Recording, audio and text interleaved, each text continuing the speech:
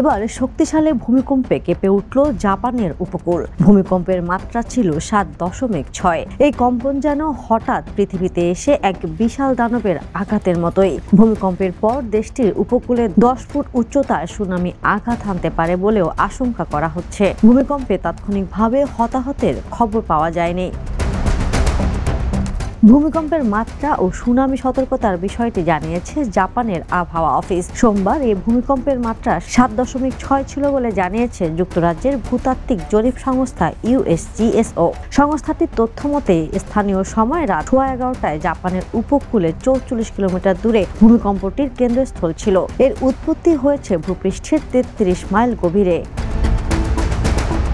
জাপানের রাষ্ট্রীয় সম্প্রচার মাধ্যম NHK-র খবরে বলা হয়েছে, জাপানের পূর্বাঞ্চলে প্রশান্ত মহাসাগরীয় উপকূলে আওমোরি থেকে ইয়াওয়াতে পর্যন্ত এলাকায় স্থানীয় সময় রাত 11:40 দিকে সুনামির প্রথম ঢেউ আঘাত হানতে পারে।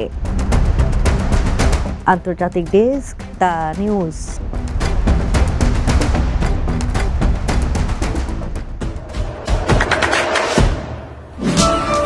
দেশে দেশে সবার সাথে দ্য নিউজ।